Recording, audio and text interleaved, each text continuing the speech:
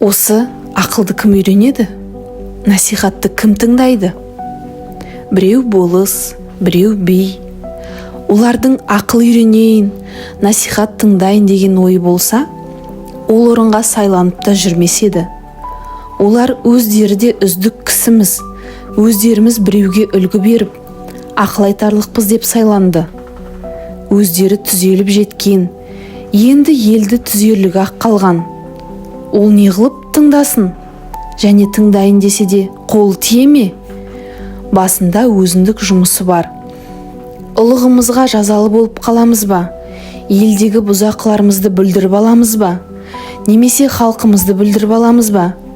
Яки өзіміз шығымдап, шығынымызды толтыра алмай қаламыз ба?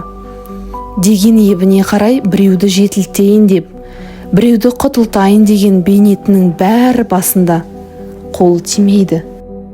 Байлар, олар өздерде бір күн болса да, дәулет қонып, дүниенің жарымы басында тұр.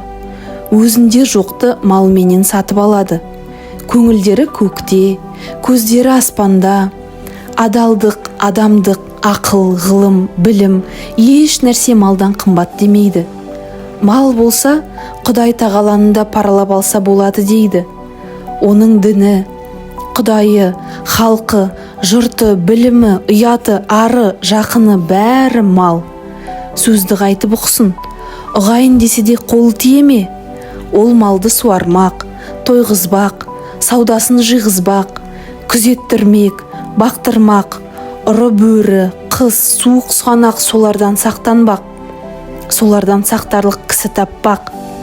Оның бәрін жайғастырып, аяғын алып келіп мақтанға орналастырғанша қашан қол тимейді. Енді ұры залым, сұм сұрқия өздері де тыңдамайды. Онша-мұнша қой жүнді қоңыршалар күнінде көре алмай жүр. Аналар анадай болып тұрғанда, білім, ғылым, ақылды не қылсын? Және де білім, ғылым кедейге керегі жоқтаяқ. Бізді не қыласың? Ана сөзді ғарлықтарға айт дейді. Оның өзгеменен ісі жоқ. Ана алдындағы үшеуінде болған жанның ойында ешбір қайғысы, мұңы болмаса керек.